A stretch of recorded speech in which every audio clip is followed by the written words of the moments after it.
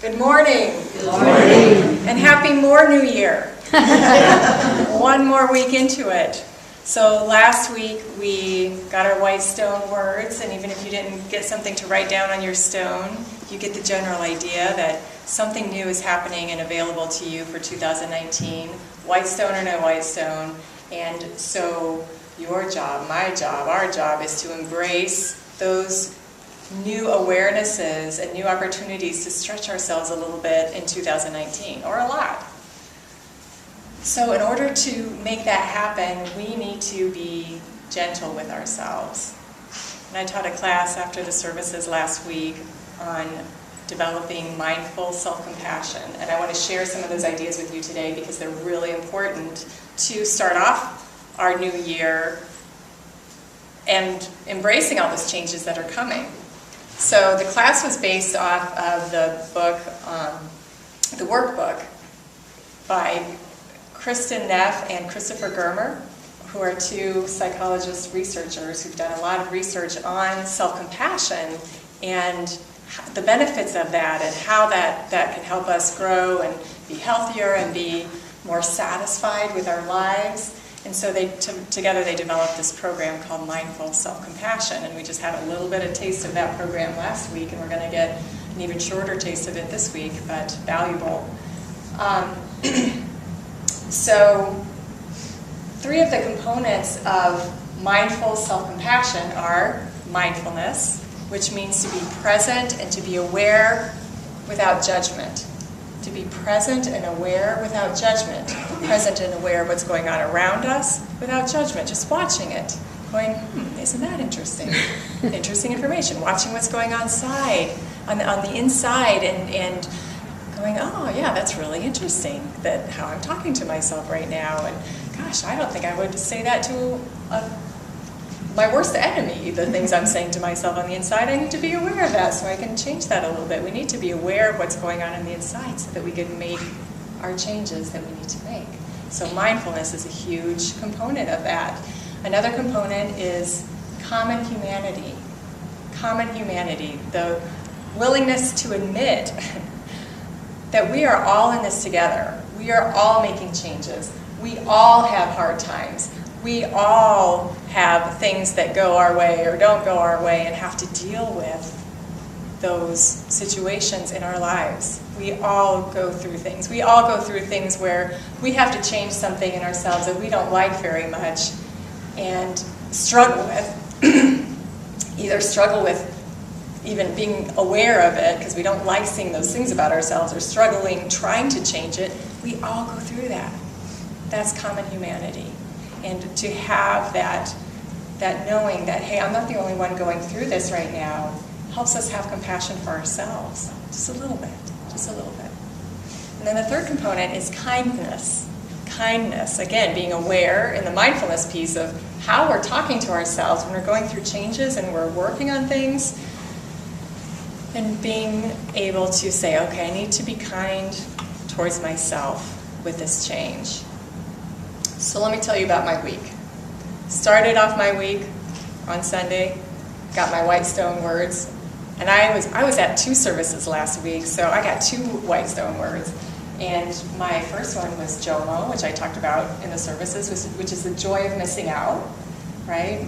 Versus the fear of missing out that drives us to do too much. It's like, no, I'm going to be glad I'm missing out on, on all those other things so that I can do what's mine to do and have plenty of time and not stress about it, and things are going to come and go, and all I need to do is do what is mine to do and have fun and have the space to have fun while I'm doing those things. So that was the first service. Second service was being in the flow. Okay, so that started off my week. The rest of the week looked nothing like those white stone words at all, not for a minute. So the first thing that happened, so I'm in the process of changing my therapy practice from a solo practice to being incorporated, which is not going to look too different on the outside, but behind the scenes, oh boy, there are 50 million things that I need to work on and change. Some of them I have control over, some of them I do not. Most of them I do not, actually, as I'm going through this process. So I've got 50,000 things going through my head Pardon the exaggeration, but maybe it's not so much of an exaggeration. So I realize I lose my debit card for the corporation that I just created. I've had this card for like a month and a half maybe, and I can't find it. But I don't get that intuitive sense of panic, like, yeah, this is a time to panic. I get like, it may show up in the laundry or, somewhere else. Don't worry about it. I'm checking the bank account to make sure nobody's clearing me out. And it was all fine. So I'm like going along in my week going, I don't have time to think about this until Thursday, so I'm not going to worry about it. And I'm just going to keep checking and obviously not purchase anything for my practice between now and then. Okay, so that was fine, no big deal. Then Wednesday, I'm in my Chicago office and I decide I'm going to take a Lyft home instead of public transportation because it's cold and I don't feel like walking. So I do that. I can treat myself every now and then. So I take the Lyft home and I'm answering emails through my phone and trying to finish up some business so that when I get home I can just be done with all of that. And then I realize I'm just like spending too much time on my phone. I'm getting motion sickness in the back seat and all of that. So I put my phone down, I start talking to the driver, everything's happy, wonderful, having fun, and then I get out of the car, I've got my backpack, I've got my coffee mug, I get out of the car and I go in the house. And just plenty of time for the driver to be picking somebody else up, I realize my phone is in that car. So how do you order a Lyft? With your phone. So I'm looking up online, how do I contact this person? How do I do this? Everybody. So finally, a couple hours later, he was able to swing back and give me my phone. And I'm kind of joking. Yeah, I need a Velcro bodysuit to make sure I've got like things stuck to me. And ha ha ha ha. Here you go. Thank you very much. And it's done. So the next day, I go to the bank. I'm like, okay. I sit down with the woman who helped me open this account in the first place. I'm like, I have already lost my debit card for this account, so I need to get a new one. She's like, oh, no problem. And then she was looking things up, and I was joking about the Velcro bodysuit, and in her practical, helpful banker way said, with a big smile on her face, too, it was so cute, she's like, yeah, but you know how Velcro sometimes kind of wears out, so things don't stick as well as they did the first time? I'm like, foiled. I am sunk. I got nothing left. What else is there that I can do? I have no idea. So we were joking about that, and she asked me for my driver's license. And I'm like, oh, yeah, no problem. And I'm looking, and I can't find my driver's license. I'm like, I'm sure it's in here somewhere. I can't believe I cannot find my driver's license right now. So we're joking, and I look in this pocket, and there's the debit card. And I pull it out, and I'm like, I think I am going to look into that Velcro bodysuit. This is a thing. And what had happened is I had purchased a new wallet on my vacation because my old one, the zipper, was kind of loose and everything was like falling out all over the place. Such a metaphor for my brain lately. And, so the card was just a little bit deeper in the pocket than I'm used to. So it was there. Hopefully I'll find my driver's license. I forgot to check again after that. Note to self.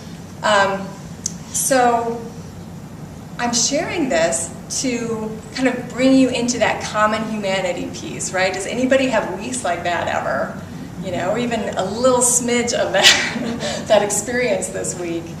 And I really like to think that I'm an organized person. I'm not all that absent-minded. Other people who know me may disagree, but in my mind, the story that I have about me in my mind is I'm pretty organized. If something needs to be done, I do it, I get on it. And this process, not just these little instances, but this whole entire process of changing my practice over is stretching me like crazy. This is accounting. This is like, I had my business down just fine. I had this rhythm going. I had my, every Friday I do this, every week I do that. And this is like, now I have to keep track of two. I have to keep track of a corporation and do taxes for a corporation and then myself. And this is like accounting on steroids.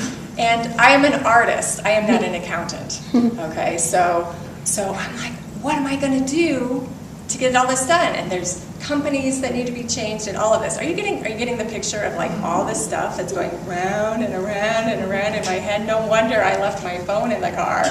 So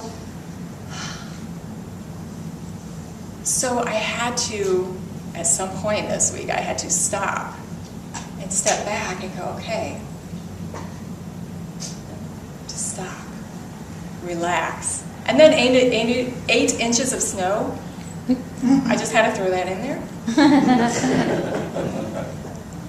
But just stop and relax. Everything's going to get done. It's okay. People are helping. You have the support that you need. It's okay. It's okay. It's okay. My son does this thing with me when I start to get like agitated and uptight about something, and come on, we got to do this. You got to get your room cleaned out. Clean out the dishwasher. We got to get this done. Come on, come on, come on. And he's like, Mom, just. And then I start laughing, and then of course it's like, oh yeah, you're right. Okay, okay.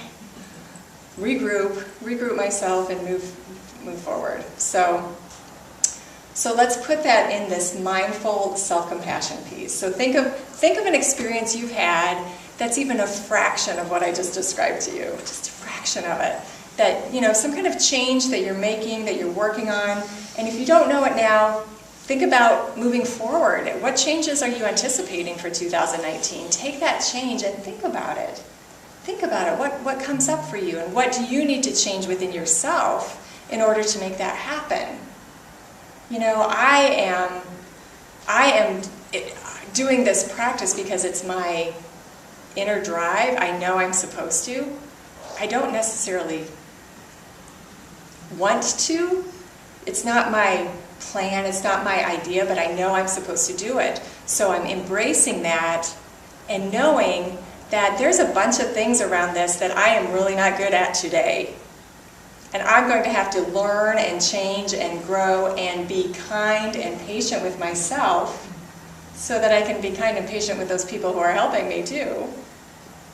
And expand my, not just my human knowledge, not just my accounting knowledge, but expand who I am, expand what I'm doing, expand my kindness with myself, expand my embracing of other people helping me out. I've been doing this by myself for years and years and years. Now I have to rely on other people. They don't know what they're doing. But I don't know what I'm doing, and I need their help. I need their help. So think of a change that you're making, or maybe it's a behavioral pattern. You know, you've got those New Year's resolutions, and let's even just call them commitments to yourself. And you know what they are, because we all think about that in January or end of December every year. These are the things I want to see differently.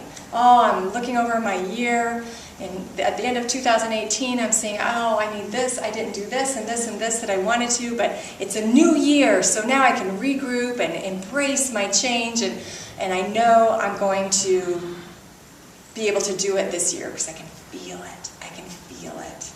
And then by February, it's gone, right? But we're not going to do that, because what happens? We think we're supposed to do it right the first time. We think it's supposed to be easy. It's the new year. I've made this commitment. We feel the rush of that energy and that excitement around the changes we want to make. And then if it doesn't happen magically, just because we want it to, then we give up. But what we have to do when we're making changes, when we're expanding our consciousness to embrace our new thing, whether it's supporting our bodies, like a lot of New Year's resolutions are, you know, I've heard from so many people that, yeah, I go to the gym, I can't even find any place to, you know, squat, let alone work, you know, do a workout because it's so crowded right now. Or whatever your commitment to yourself is. To be able to look at that and go, okay, this is a retraining. This isn't just going to happen because I think it's a good idea, or because I should, or because my doctor told me to, or because I've been thinking about this for the last 15 years and I think it's about time it gets done. It is not going to happen just because you want it to. It's going to happen because you are putting your presence and intention on that consistently, and redirecting yourself back to that 1,000 times a day if necessary, but with loving kindness. With loving kindness. research has shown that children in a classroom learn best when they are feeling safe. When they're feeling safe from their peers, when they're feeling safe and comfort within their classroom, from their teachers. Because when we don't feel safe, it triggers our survival mechanism. And we fight, or we flee, or we freeze. And in a classroom with children, that's easy to see, is it not? It's easy to see that children are going to learn better when they feel safe. But we are just big kids. There's no difference between us and a little kid except we have a few more connections in our brain. A little more life experience, but that's all. But we still have a fight, flight, or freeze mechanism that gets triggered if we don't feel safe. And if we are belittling ourselves when things don't go our way, or we don't do what we think we're supposed to do, and we treat ourselves like an angry parent, how are we going to change and grow? That just puts us back into that fear mode. It puts us into fear mode. And then we stay in fear for a while going, yeah, I got to do it. I got to do my part. I got to do it. And then after a while, we get tired of that. When I'm working with people, I call it, we all have inside of us our scared little kid. We have our happy little kid and all of that too, but we have our scared little kid and we have our rebellious teenager. And those two wreak havoc on our progress all the time because they are going back and forth, back and forth. So we've got the critical parent who's saying, well, Lynn, why did you not have it together? Yeah, Velcro bodysuit, right, come on. Just keep track of your dumb phone. It is not that hard. Okay, that's the critical voice. And then I've got the victim going, yeah, but I really thought I had it with me. And it's not my fault, and oh, I feel bad. I feel shame. I feel stupid because I left my phone in a car, and it's the most important thing I could have been carrying out with me. I remembered my coffee, but I forgot my phone. Priorities. So then that's the victim voice. So the victim then goes, okay, I got to do better, I got to do better, I got to do better. And then we circle back around and to the critical parent that says, okay, you better. But then after a while, we get tired of that cycle, and then the rebellious teenager comes up and goes, screw it. I don't really care. I'm just, whatever. Somebody else can figure this out. I don't need to do this. And so we've got all these different aspects of ourselves as human beings that we all experience, that we are working and having to manage as we're making a change. And can we do that from the standpoint of the critical parent? Absolutely not, because it just triggers the other two. Can we do it from the victim? Absolutely not. And one of the myths that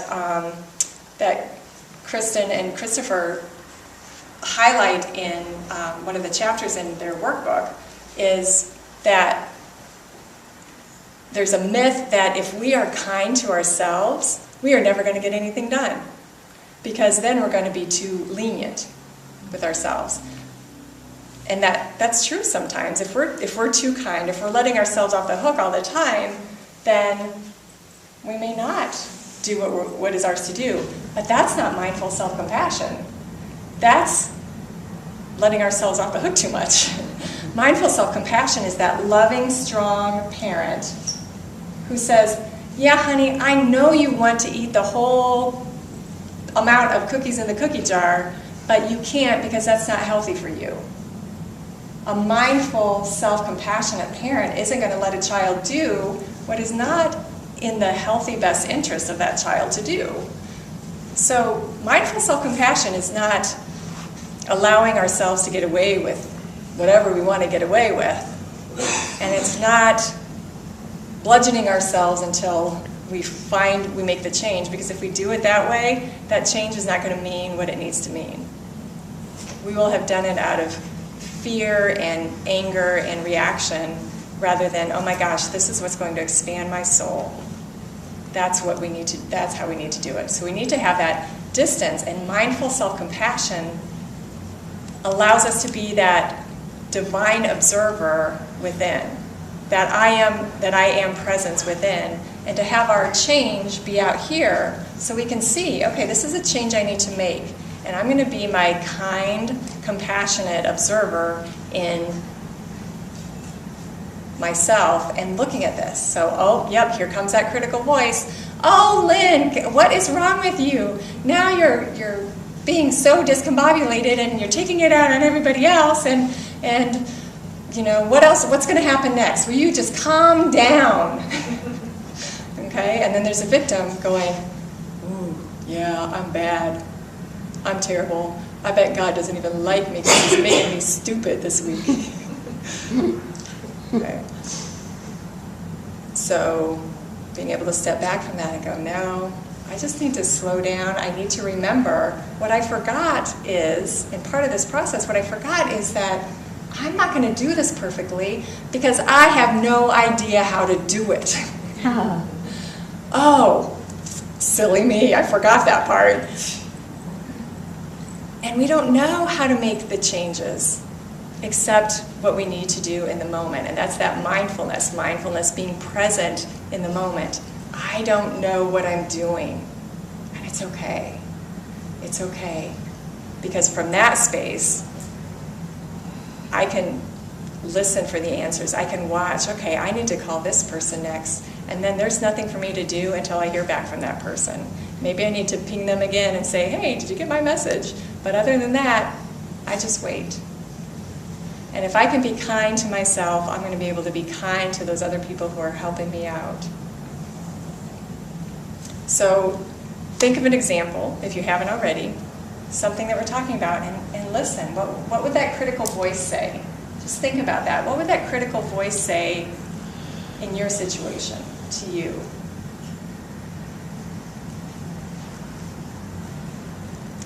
In one of our exercises last Sunday, we did an exercise where somebody was sharing their critical voice and their victim voice out loud, and it sounds a lot harsher out loud than it does when it's rolling around in our heads, right? When we say it out loud, you don't have to say it out loud here, but maybe on your way home when you're driving in your car, just say, what would my critical voice sound like? And say it out loud and hear how, you know, maybe a little bit of ridiculous and maybe a little bit of like horror that you would talk that way to, if you were another human being, would you talk to them that way?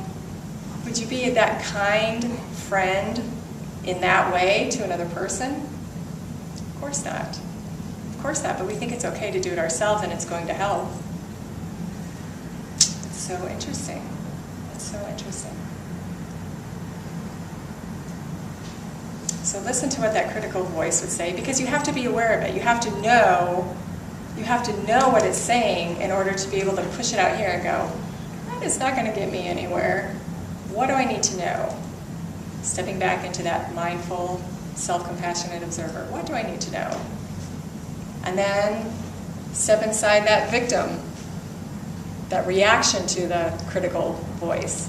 What does that say? Because that's going to keep us stuck just as much. We're like, oh, it's too hard. I can't do it. Oh man. And you know what?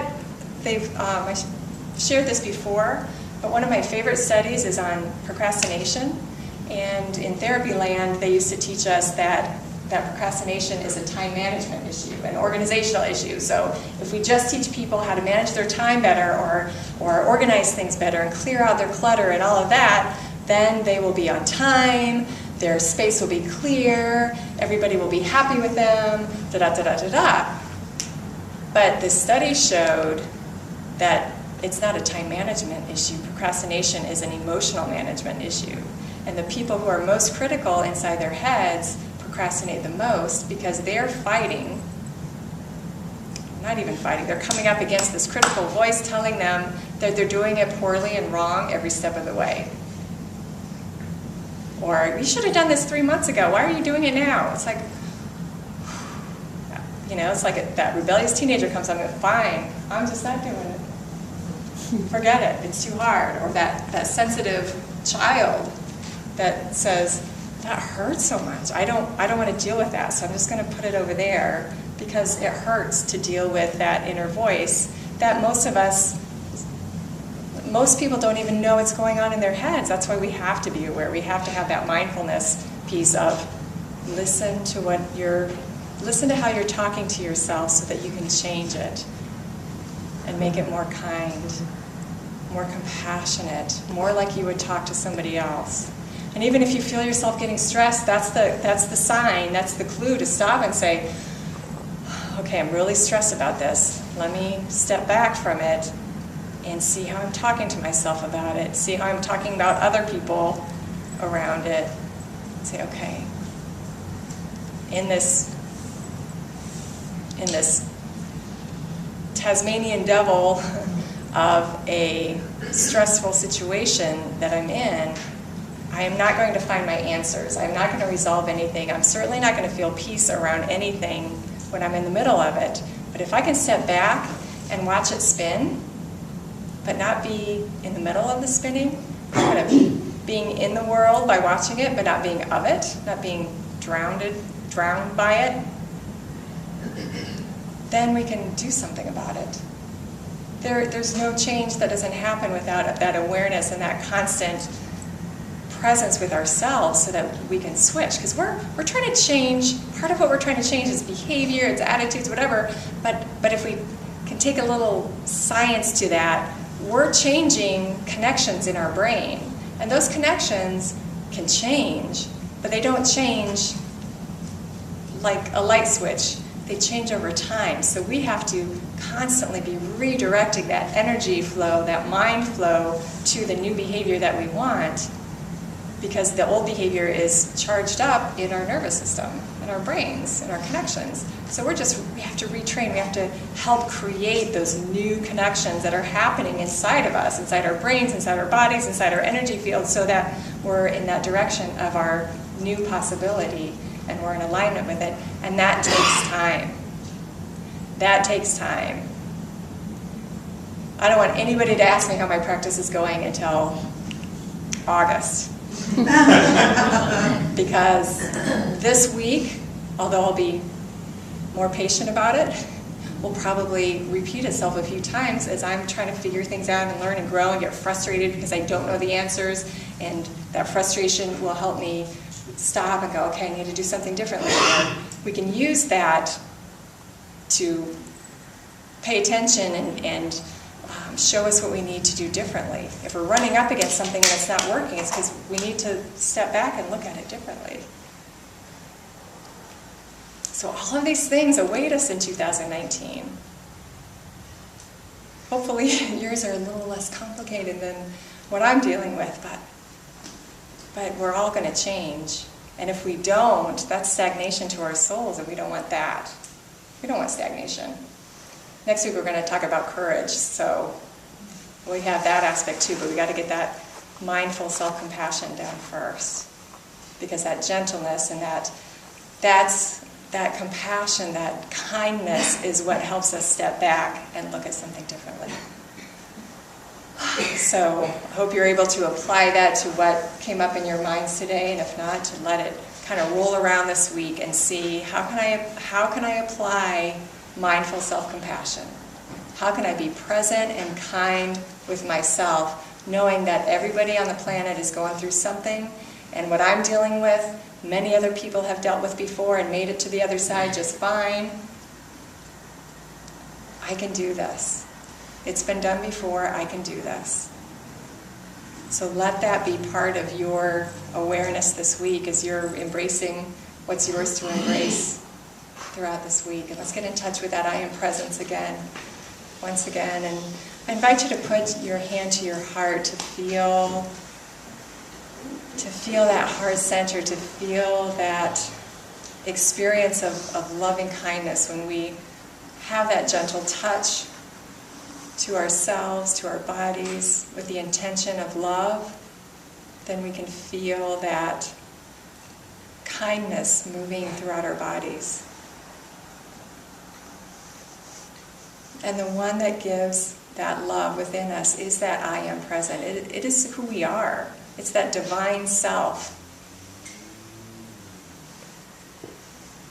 And everything else is just old wiring that we're trying trying to untangle and redirect. I am that I am.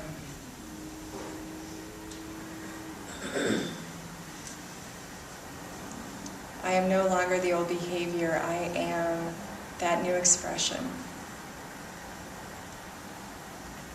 I am no longer that critical voice. I am that kind, loving presence that's firm and gentle. I am not that victim. I am strength that sees me through. The strength of that I am presence, the infinite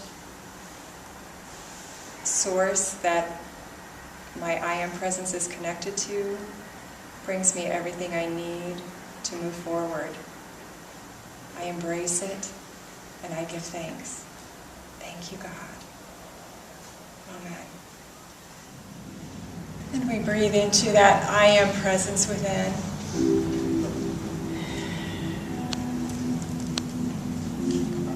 Letting ourselves settle into that space. Tapping into that presence within that is guiding us always. That is that I am that I am. It's our consciousness.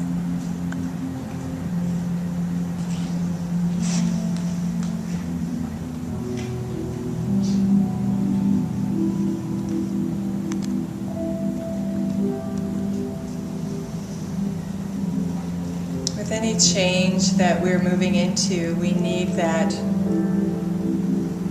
divine observer within.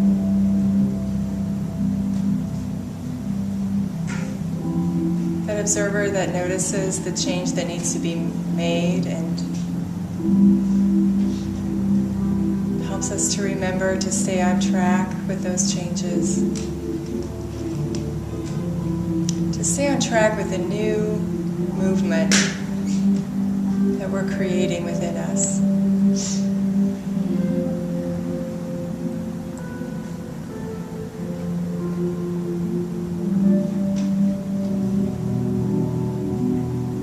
We know that we're being guided by that observer because it's kind and firm.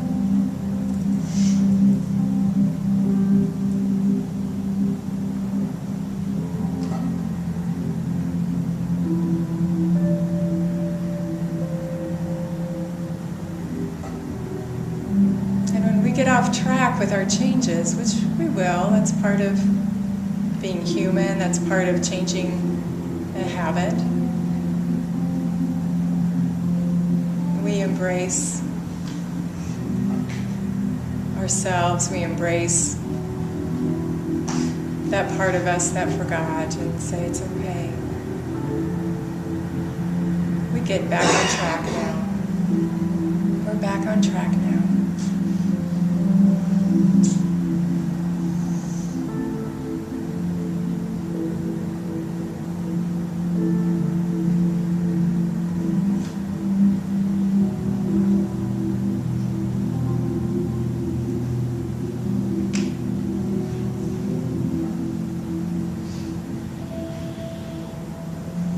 Right now, feel that watchful presence in the center of your heart. If it helps to put your hand to your heart area, do that. Just feeling that presence, feeling that awareness.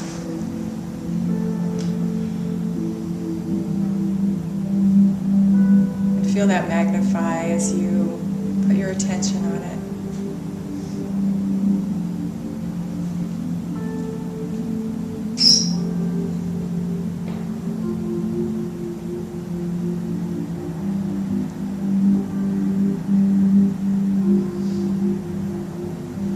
From this inner place that has a higher vision for us, for who we are, that makes the changes. It is not that part of ourself that needs to be changed that makes the changes. It's the I am that I am.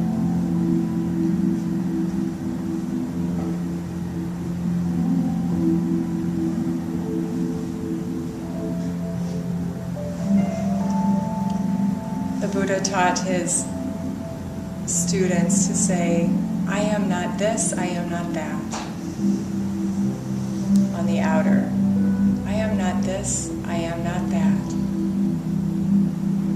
I simply am.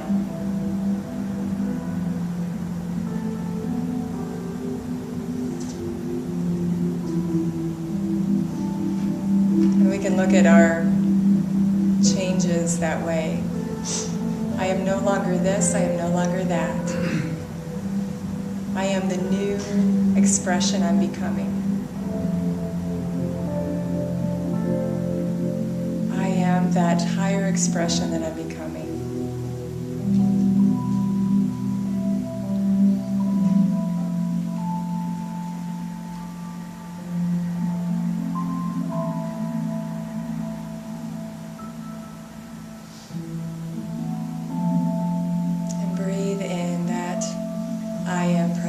Once again, feeling it coming in through that heart center, moving up and down throughout your body and surrounding you, going with you as you embrace your new year and the new expression that awaits you, growing, expanding, teaching you more about who you are. And for this we say, thank you, God. Thank you for that inner divine presence. And thank you for that surrounding guidance and support. As we do what is ours to do, to change from within.